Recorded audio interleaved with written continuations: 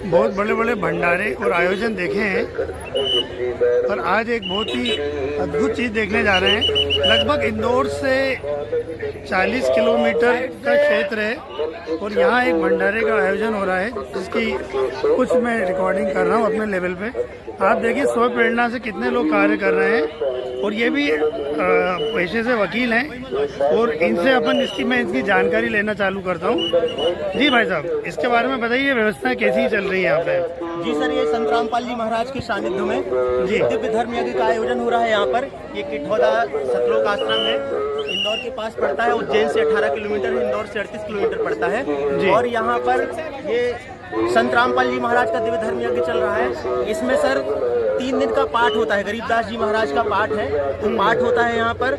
और एक दिन 9 ये जो महीना चल रहा है 9 नवंबर को यहाँ पर लगभग 150 से ज़्यादा दहेज मुक्त विवाह होंगे। अच्छा जी। तो यहाँ पे जो व्यवस्था रहती है, जी लगभग कितने लोग आते हैं? सर यहाँ पर करीब 25 से 30 लाख लोग आते हैं हर कार्यक्रम में। तो इसके लिए वॉलेंटियर वगैरह कहाँ से लाते हैं आप? ये सब हमारे सेवादार रहते हैं सर, गुरुजी के जो शिष्य हैं उन्हीं में से सभी को सेवाएं बांट दी जाती हैं। और वो हर चीज़ की सेवा, भंडारा बनाने की सेवा किसकी होगी, सफाई की सेवा किसकी होगी, पानी लाने की सेवा किसकी होगी, बिजली की सेवा कौन देखेगा, ये जूते की सेवा आप देख रहे हैं सामने यहाँ पर पूरा व्यवस्थित बना हुआ है। ये काहे की थैलियाँ टंगी इतनी सारी?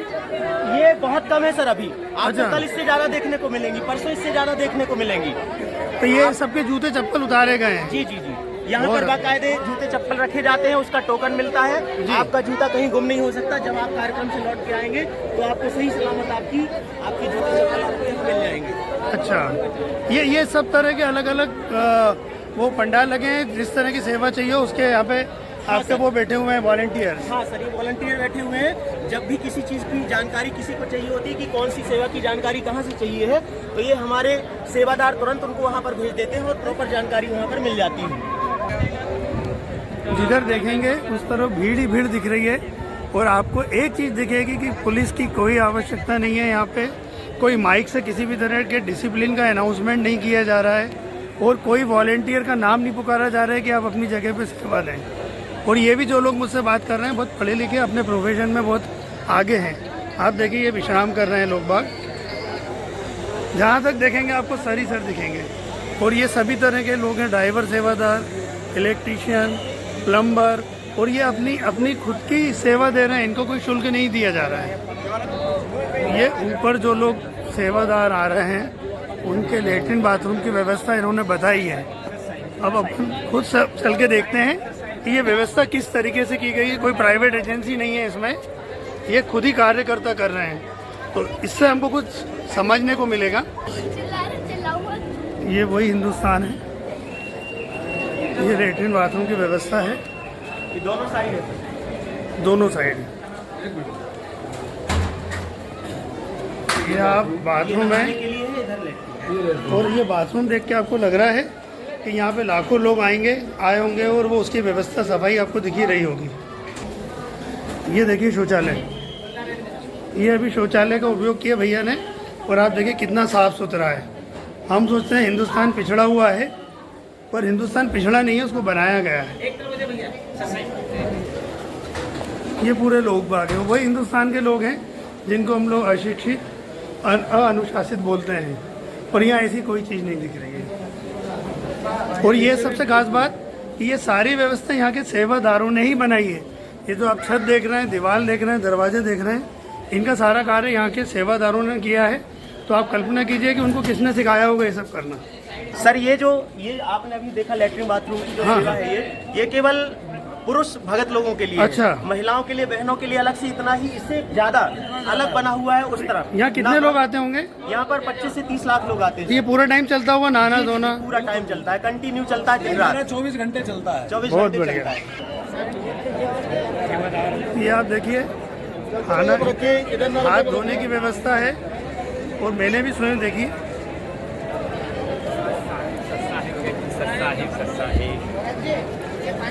ये आप देखिए सफाई की व्यवस्था।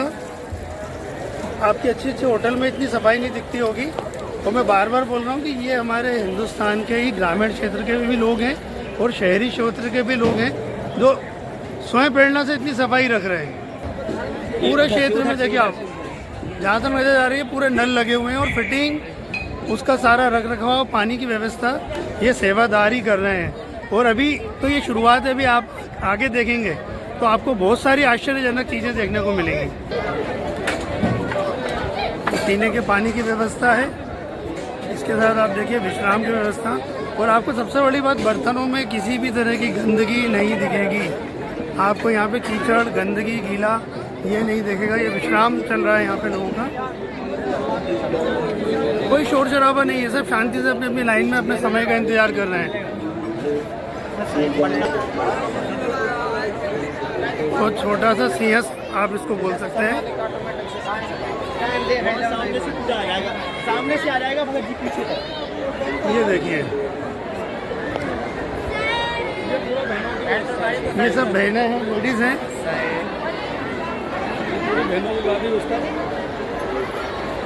आपको एक भी माइक का शोर नहीं सुनाई पड़ेगा। हम लोग अपने अपने छोटे छोटे आयोजन में बहुत शोर करते हैं। ये हमारे को सीखने वाली जगह आज मिली है कि आप शांति से और प्रॉपर मैनेजमेंट से भी संगत होने के बाद भी बिल्कुल चिल्ला पोड़कार भी नहीं हो रही है। ये जो माए लोग हैं पीछे जो सेवादार है, उन सबके ओढ़ने बिछाने के जो जितने भी जो रखे हैं, ये सारी रजाई, ओहो, ये रजाई गद्दे आपको दूर दिख रहे होंगे। और वो बहनों के लिए सेम बना हुआ है। वैसे उनके लिए भी शौचालय, बाथरूम है। ये बहनों की शौचालय भी ऐसे कैसे जो भक्तों में बने हैं, वो पूरे का पूरे लाइन से उनकी भी उतनी है। मैं सोच के आया था कि आधे घंटे में चला जाऊंगा, पर ऐसा लग रहा है कि यहाँ मुझे पूरे टाइम रुकना चाहिए। पूरा निःशुल्क सजावट किया गया भक्तों के द्वारा ही, पूरा निःशुल्क है इसमें, मतलब कोई भी खर्चा अच्छा, नहीं है। ये सब भक्त सेवकों ने ही किया है।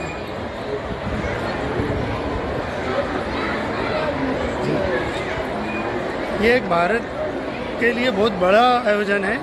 कई आयोजन देखे गए, पर इस तरह का तो पहली बार देख रहा हूँ। ये एक पंखा है, ये पूरे मतलब यहाँ से यहाँ तक पूरी हवा करता है। अरे वाह, आप देखेंगे ये पंखा, आपको एक पंखा दिख रहा होगा ऊपर। अभी और पास चल के देखते हैं। ये ऊपर पंखा लगा हुआ है, पूरी जगह पे इनकी हवा चल रही है। पीछे भी है, इधर दो इधर भी है, ये दो रख रहे हैं। सबसे बड़ी बात अभी आपको बताया जाएगा कि यहाँ पे ये कबीरदास जी, हम लोग हिंदुस्तान के इतने बड़े अच्छे कवि कहलाए जाते हैं, और उनके बारे में भी आपको बताएंगे। ये हमारा मुख्य स्थान है, सत साहिब का द्वार है।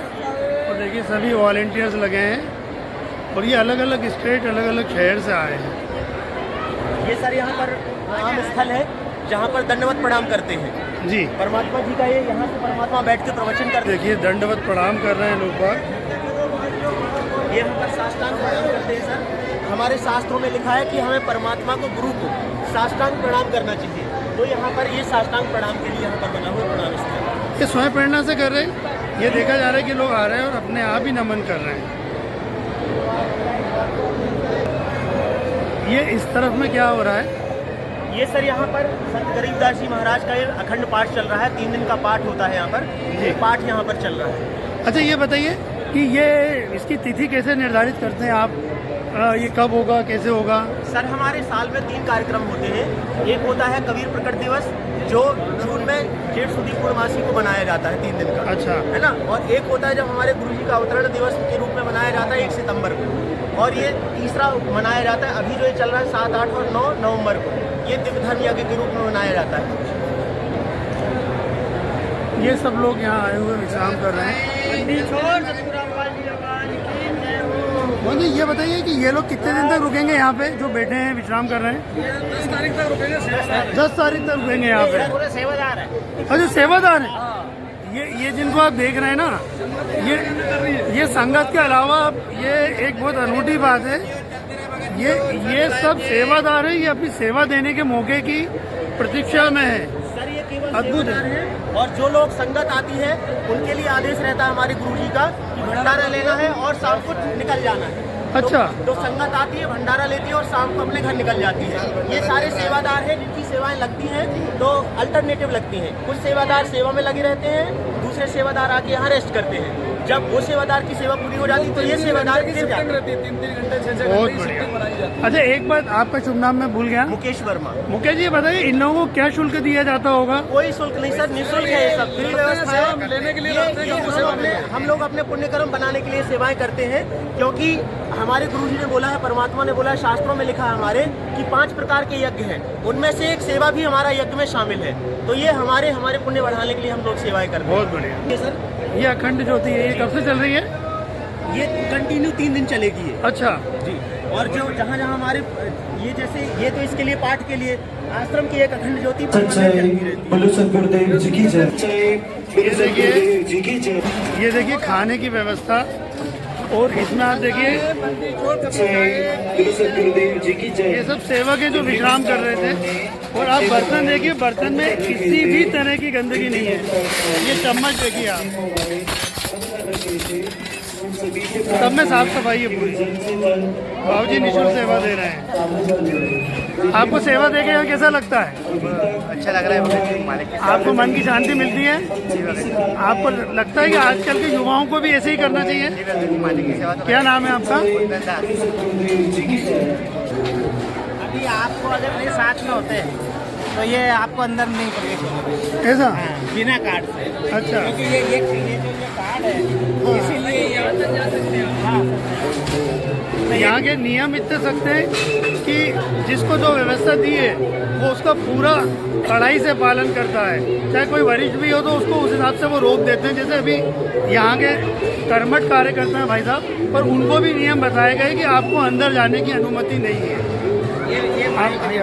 आप देखिए इतने हजारों लाखों लोगों का खाना यही लोग मिलके बनाते हैं, और खाना इतना स्वादिष्ट रहता है।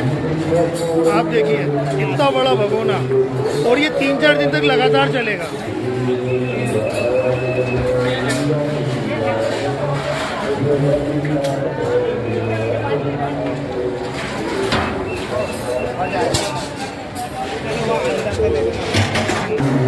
ये देखिए भंडारा चालू हो चुका है। महिलाओं का अलग है, जेंट्स का अलग है।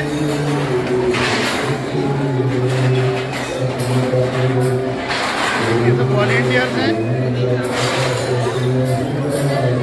बर्तन भी यही लोग धोते हैं। किनारे में जो भी वहाँ से थाली लेके आएगा, खाके थाली कहीं लेके नहीं जाना, सेवादार खुद ले लेंगे। आपको हाँ, केवल हाथ ये धुलना है। मैंने एक अच्छी चीज़ देखी है जी। कोई ज़्यादातर भंडारों में पत्तल धोने का उपयोग होता है, यहाँ पे बर्तन का उपयोग हो रहा है। और आपका बर्तन भी इन्हीं के सेवक आके ले लेते हैं। ये देखिए भंडारण की जगह इतना सामग्री यहाँ पे आती है। इतनी धनराशि कहाँ से आती होगी, इसका हिसाब किताब कौन रखता होगा। ये देखिए खाना परोसदारी चल रही है, लोग बहुत शांति से खा रहे हैं। ये देखिए ये पूरे आपने क्या दिया उनको?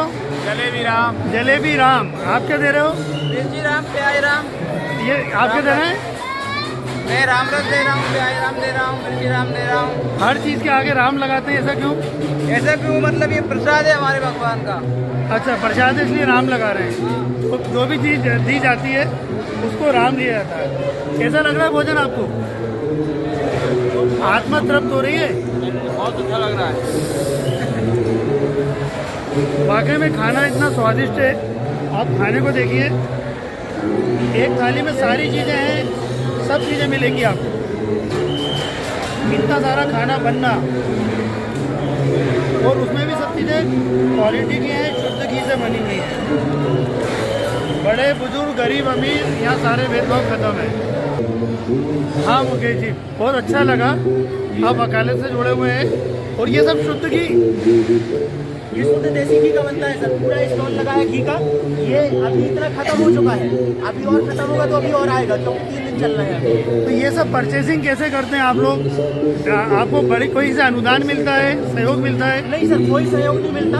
ये केवल जो परमात्मा के जो शिष्य हैं उनके द्वारा जो दान होता है, थोड़ा बहुत उससे होता है, और परमात्मा अपने आप कराते हैं। पता नहीं कैसे परमात्मा की कृपा से इसका हिसाब किताब कैसे रखा जाता है? कुछ जो आप लोग परचेसिंग करते हैं, खरीदारी करते पूरा हैं, एक चीज का हिसाब रहता है सर। उसकी स्लिप बनती है, जहाँ से जितना भी खरीदी की जाएगी सबका एक चीज का हिसाब बनता है उसका। और वो सारा हिसाब आप लोग आपकी कोई समिति में भी देते हैं क्या? बिल्कुल समिति बनी हुई है हमारी, समिति बनी हुई है, कोऑर्डिनेटर सिस्टम बना हुआ है, उसमें पूरा एक चीज़ का हिसाब रहता है हमारा। अच्छा, मुझे इधर ये बताइए कि ये आयोजन में मैंने देखा कबीर दास जी के फोटो लगे हुए हैं, तो कबीर दास जी का आपके हिसाब से क्या महत्व है, क्यों इतना ज़्यादा उनको पूजा जा रहा है? सर एक्चुअली में क्या है, कबीर जी को एक कवि के रूप में उनको प्रस्तुत किया गया है। अच्छा, कबीर दास जी को एक कवि के रूप में प्रस्तुत किया गया है, जबकि ये गलत है। हमारे सारे शास्त्रों में 4 वेद 6 7 18 पुराण, बाइबल पुराण में मैंने खुद पढ़ा हुआ है, ऋग्वेद में कबीर का पूरा वर्णन है कि कबीर परमात्मा वहाँ से सूक्ष्म रूप धारण करके यहाँ पर आते हैं और लीलाएं करते हैं। बालक रूप से ही बालक के जैसे जन्म लेते हैं उसी समय से उनकी लीलाएं शुरू हो जाती हैं। कबीर परमात्मा ने जब उनका जन्म हुआ था तो किसी को पता नहीं है किसके बेटे थे वो एक ब्राह्मण और ब्राह्मणी को वो लहर तारा नामक तालाब में मिले हुए थे, वो वहाँ से उठा के लाए और उनकी परवरिश की। और जब कबीर परमात्मा बालक थे तो कुछ खा नहीं रहे थे, हमारी गाय के दूध से उनका लालन पोषण हुआ, पालन पोषण हुआ बचपन से, और उन्होंने इतनी लीलाएं की जो भगवान ही कर सकता है। उनको 52 बार सिकंदर लोधी ने एक बार सूखे कुएं में डलवाया, उन्हीं हाथी के नीचे डलवाया, गंगा नदी में उनके ऊपर सिला बांध के उनको डुबाने की कोशिश की गई, इतने तरह तरह के उनके साथ मारने की कोशिश की गई, लेकिन वो कभी मरे नहीं। और उन्होंने, आपको उनकी वाणियाँ सुनी होगी आपने, उन्होंने बोला था कि ताकत पाकर चीज में दूसरी नहीं बनाए और तापर मल्ला बाग दे क्या बहरा हुआ खुदा है, वो सीधे बोलते थे। बताइए, तो कबीर दास जी के ऊपर जो इतने लोगों ने शोध करी है, वो लोग भी यहाँ आते हैं क्या इस बारे में? बिल्कुल आते हैं सर, एक से एक धर्मगुरु यहाँ पर आते हैं, नाम दीक्षा लेते हैं। अभी हाल ही में गुजरात के एक धर्मगुरु थे रोहित संडाने, आप उनका देख सकते हैं, ऑन रिकॉर्ड पड़ा हुआ है। उनके 52,000 शिष्य थे, 52,000 शिष्य थे उनके खुद राधा स्वामी पंथ में। और उन्होंने जब ये परमात्मा का ज्ञान सुना तो उन्होंने 17 वर्ष के बाद से नाम दीक्षा ले ली।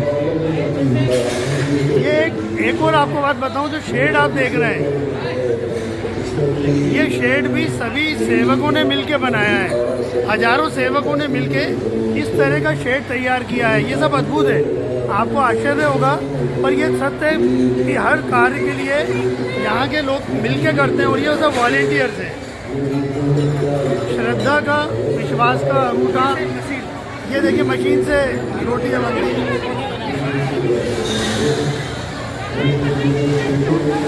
ये सब सेवक हैं, बहनें हैं, बाहर से आई हुई हैं।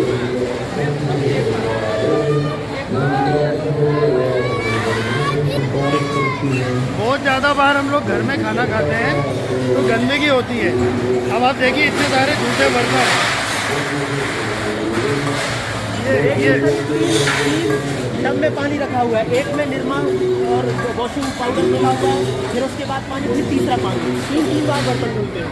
अभी जो हमने इतनी साफ थाली और बर्तन देखे, वो ये सब वॉलेंटियर्स मिल के कर रहे हैं। ये देखिए एक छोटा सा बच्चा, कुछ सेवा दे रहा है बच्चा भी। यहाँ की सेवा के बारे में बताओ। आपका शुभ नाम? अर्पित दास। हाँ जी, ये साफ सफाई की व्यवस्था आप देखते हैं बर्तनों की? भगत जी सेक्टर वाइज बटी हुई है, 6-6 घंटे की ड्यूटी में हम लोग बहुत अच्छे से साफ सफाई हो रही है, और लोग बाग अपने कर्मचारियों से इतने अच्छे से काम नहीं करवा पाते जो आप स्वेच्छा से करवा पा रहे हैं। ये सब परमात्मा जी की रजा से।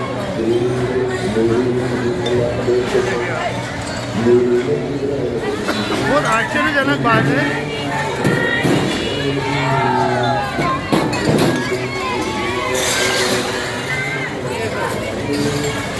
इतनी सारी थालियाँ,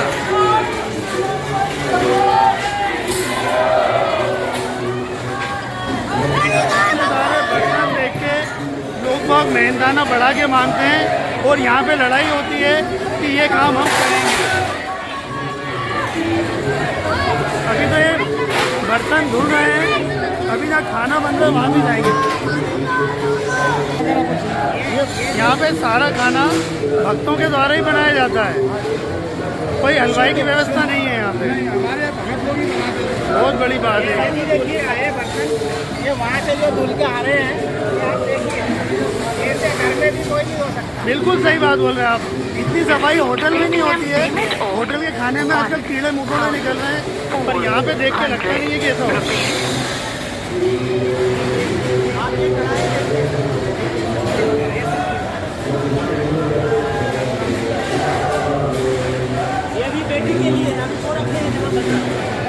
अच्छा, आप सब्जी की साफ सफाई देखिए, सब्जी की क्वालिटी देखिए। ये भगोने में, ये नीचे क्या भट्टी है क्या? अंडरग्राउंड है, सब टेक्नोलॉजी का भी उपयोग किया जा रहा है।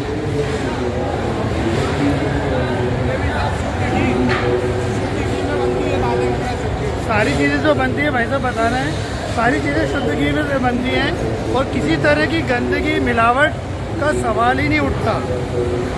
और ये सब अंडरग्राउंड है, नीचे भट्टी अंडरग्राउंड चल रही है। आपको खाने की खुशबू नहीं आ रही होगी, पर खाने की इतनी अच्छी खुशबू है कि ऐसा लग रहा है कि हम किसी होटल में भी ऐसा खाना नहीं मिलेगा। ये देखिए, केवल ये मसाला है सब्जी के लिए। अच्छा, और ये सब जो कार्य कर रहे हैं ये निःशुल्क हैं और किसी के डायरेक्शन में कर रहे हैं। इनको खाना बनाने का अनुभव धीरे धीरे आ रहा है, पर आप सोचिए कि इनको जो डायरेक्शन दिया जाता है उसको कैसे फॉलो करते हैं ये कि वो चीज़ परफेक्ट होके आती है। क्या बन रही है? चाय राम, चाय राम, चाय राम। आप चाय बोलते हैं, हमारे यहाँ चाय राम। हम लोग हर भोजन के साथ चाय राम लगा रहे जी हाँ, खाना परोसने में हर चीज़ में चावल राम, दाल राम, रोटियां राम, सब्जी राम, पानी राम, चावल राम। बहुत अच्छा लगा। क्योंकि गुरुजी ने बोला है कि अन्न जल साहेब रूप है, मतलब भगवान का रूप है अन्न। अगर वो नहीं मिलेगा हमें तो हमारा जीवन मुश्किल है। इतनी जलेबी तो हमने कभी नहीं देखी। आप देखिए जलेबी राम, ये जलेबी राम है।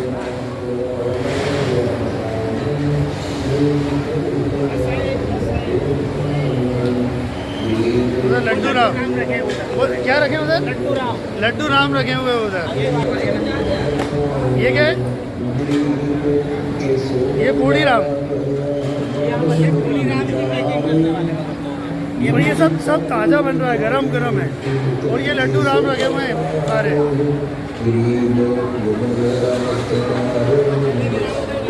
जलेबी राम देखिए ना, ये वितरण केंद्र है, यहाँ से सारी सामग्री वितरण की जा रही है। सबसे ज़्यादा अद्भुत चीज़ है कि किसी तरह की खींचातानी, लड़ाई झगड़ा, मन मुटाव नहीं दिख रहा। कोई भी आदमी काम करने से बच नहीं रहा, कतरा नहीं रहा। सर यहाँ से भंडारा आता है, यहाँ पर बाल्टियों में रखा जाता है, यहाँ से सर्व होता है। ये सर्व हो रहा है। 1 2 3 4 बंदी छोड़ दी जयकार। 1 2 3 4 बंदी छोड़ दी जयकार। यहाँ का माहौल, वातावरण बहुत ही अद्भुत है। अपने आप एक धार्मिकता, अध्यात्म की उत्पत्ति हो रही है। ये केवल पुरुषों वाला भंडारा है, बहनों और माताओं का अलग है। वहाँ तो और ज़्यादा रश होगा और ज़्यादा व्यवस्था अलग होगी। हाँ, चाय राम,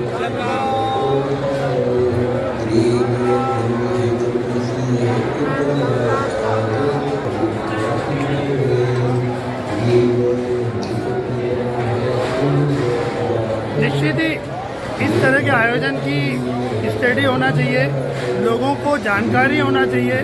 और सबसे बड़ी बात मैं बोल रहा हूँ कि जो बड़ी बड़ी किताबें पढ़ के और लेक्चर सुनकर ट्रेनिंग लेके लोग बाग करते हैं, वो यहाँ पे किस तरीके से कौन करा रहा है, कैसे करा रहा है, ये एक बहुत ही रहस्य की बात है। ओके जी, ये बताइए कि इस आयोजन का सार क्या है, सूत्र क्या है, उद्देश्य क्या है, क्यों करा रहे हैं सब? सर, इस आयोजन का सार है कि परमात्मा का जो ज्ञान है, परमात्मा का जो ज्ञान है सब तक पहुंच जाए। और ये परमात्मा ने एक बार केशव रूप में कबीर परमात्मा ने आके एक शेख तकी नाम का एक पीर था मुस्लिम का, उसने कबीर परमात्मा के बारे में झूठा भ्रम फैलाया था। वो अपनी कुटिया में थे और उसने बदनाम करने के लिए एक झूठी चिट्ठियाँ लिखवाई थी कि कबीर भंडारा करा रहा है। 18 लाख लोगों को चिट्ठियाँ भेजी थी। तो उसके जवाब में परमात्मा ने कुटिया में बैठे बैठे 18 लाख लोगों को 56 प्रकार के भोजन खिलाए थे। उसी की याद में परमात्मा ने ये आयोजन करवाया केशव रूप में। उन्होंने जो भंडारा कराया था उसी को याददाश्त को ताज़ा करने के लिए और लोगों तक, जन जन तक जो मोक्ष का मार्ग है, मोक्ष का ज्ञान है कि मोक्ष कैसे मिलेगा, शास्त्रों में भगवान किसे माना गया है, सुप्रीम कोर्ट कौन है, इसका लोगों को पता चल जाए, इसका उद्देश्य ये है। प्लस जो हमारी सामाजिक कुरीतियाँ हैं सर, जैसे दहेज है, पाखंडवाद है। कल यहाँ कौन सा आयोजन होने वाला है? जी? आप बोल रहे थे कि यहाँ कल बहुत ज्यादा भीड़ होगी। हाँ सर, ये 3 दिन का जो भंडारा रखा है, 3 दिन का पाठ प्रकाश हो रहा है। तो आज 7 तारीख है, आज पहला दिन है इसका। तो पहले दिन में संगत कुछ कम आती है, भगत लोग कुछ कम आते हैं, लेकिन सेकेंड डे चूँकि दहेज मुक्त शादियाँ होती हैं यहाँ पर, 150, 200, 300 से भी ज़्यादा दहेज मुक्त और अंतरजातीय विवाह होते हैं यहाँ पर। एक साथ बैठा के 17 मिनट में रवेड़ी बोलते हैं उसको, बिना किसी पाखंडवाद के। तो उसको देखने के लिए और प्लस ये पाठ प्रकाश के उपलक्ष्य में बहुत संगत आती है। अच्छा, ये बताइए कि ये जो इतना आयोजन कर रहे हैं आप लोग, इसके लिए आपके यहाँ पे पुलिस की व्यवस्था मुझे बहुत कम दिखी। पुलिस दिखी नहीं और किसी तरह के नेता नगरी भी नहीं दिखी। जब मैं बाहर आया तो बहुत सारी कारें खड़ी थी। इसका मतलब ये है कि यहाँ हर संप्रदाय, हर तरह के लोग आ रहे हैं, पैसे वाले भी आ रहे हैं, बड़ी बड़ी कारें भी खड़ी दिखी। तो इसका क्या कारण है? ये जो डिसिप्लिन है, ये लोग आप लोग कैसे मेंटेन करते हैं? सर, ये डिसिप्लिन खुद परमात्मा को जो ज्ञान है, जो गुरु जी हमको ज्ञान देते हैं, गुरु जी सिखाते हैं हमें कि हमें चोरी नहीं करना, भ्रष्टाचारी नहीं करना, हमें दहेज नहीं लेना, हमें गाली गलौज नहीं करना, हमें किसी का अपमान नहीं करना, हमें झूठ नहीं बोलना है, पाखंड नहीं करना है। तो ये सारा ज्ञान गुरु जी शास्त्रों के आधार पर देते हैं और गुरु के वचनों में शक्ति हमारे, क्योंकि वो पूर्ण गुरु है। तो इसलिए हम लोग ये कर पाते हैं, कोई इन बुराइयों में लिप्त नहीं है, अपनी सेवाएं देखते हैं, क्योंकि परमात्मा ने 5 यज्ञ बताए हैं और सेवा भी एक यज्ञ में आती है। देख रहे होंगे आप, जाकर वहाँ देख सकते हैं, पुलिस लगी हुई है, उनकी ड्यूटी है, लेकिन वो बैठे हुए एक जगह, क्योंकि उनको कुछ नहीं करना पड़ रहा है। हमारे जो भगत भाई लोग हैं, भगत बहनें हैं, वो सारी व्यवस्था सुचारू रूप से देख रहे हैं। अच्छा, ये बताइए कि ये जो आपका आयोजन होता है, इसका बाद में आप लोग एनालिसिस करते हैं कि कोई कमी हुई, गलती हुई? जी, कोई कमेटी रहती है? बिल्कुल बिल्कुल सर। अभी आपने जैसा कि देखा होगा, वहाँ पर आप रजाइयों का स्टॉल लगा हुआ है बहनों के लिए। बहनों के लिए हजारों रजाइयाँ अलग रखी हुई हैं, पुरुष भक्तों के लिए अलग रखी हुई हैं। तो हम लोग एनालिसिस करते हैं कि कहाँ कमी रह गई, पानी की सप्लाई में कहीं कमी रह गई क्या, कोई अव्यवस्था हुई क्या, किसी भगत आत्मा को कष्ट हुआ क्या, किसी को रजाइयाँ उपलब्ध नहीं हुई क्या। तो हम लोग अगली बार के लिए प्रिपेयर होते हैं। इस बार 25 लाख लोग आए हैं, तो हो सकता है अगली बार 30 लाख लोग आए, तो हम उस तरह से एक्स्ट्रा में अपनी तैयारियों को रखते हैं। अब आप ये जो आयोजन हो रहा है, तो इसके लिए धन की व्यवस्था किस तरीके से होती है, जो बड़ा मुश्किल कार्य है और ये इतना आसान नहीं है? ये बताइए सर। ये तो हमारे परमात्मा की कृपा है, वो पता नहीं कहाँ से ये सब कराते हैं। जो थोड़ा बहुत हम लोग भी दान धर्म करते हैं, लेकिन उससे ये इतना बड़ा कार्यक्रम नहीं हो सकता। हाँ, क्योंकि शुद्ध घी से बनना खाना अपने आप में ही एक बहुत बड़ा खर्चा दिखता है, और इतने सारे वॉलेंटियर का रहना करना, पानी, ये सारी व्यवस्थाओं के लिए तो धन की जरूरत पड़ती है। सर, हमारे जो संत रामपाल महाराज, जो हमारे गुरु हैं, वो पूर्ण परमेश्वर है। जब आप उनके ज्ञान को थोड़ा सा समझने की कोशिश करेंगे तो आपको खुद पता चल जाएगा कि वो परमात्मा है और परमात्मा कुछ भी करा सकता है। तो ये परमात्मा की कृपा से सारा कुछ हो पाता है सर। इस संस्था का पूरा नाम क्या है? सर, इस संस्था का नाम है मुनीर धर्मार्थ ट्रस्ट, कुरुक्षेत्र, हरियाणा। और ये कहाँ पे संचालित की जाती है? सर, ये अभी आज के दिन पूरे भारत में 9 जगह पर आश्रम बने हुए, 9 जगह पर एक साथ ये भंडारा चल रहा है सर। आज ही के दिन चल रहा आज ही के है? दिन, और 3 दिन चलेगा सब जगह। सब जगह की अलग अलग कमेटी है? सब जगह अलग अलग एक ही है वो और जो जैसे स्टेट है, वो सब कोऑर्डिनेटर सिस्टम जो यहाँ का है, उस हिसाब से सारा जैसे 9 भगत जी ने बताया है, 9 आश्रम है। मध्य प्रदेश में इंदौर में है, राजस्थान में जो है पाली में है, और पंजाब में है, हरियाणा में 3 है, दिल्ली में है, यूपी में है, महाराष्ट्र में है, गुजरात में, सब जगह एक परमात्मा ने। नेपाल में है, नेपाल में भी 10वां नेपाल में चालू हो गया। बहुत बढ़िया।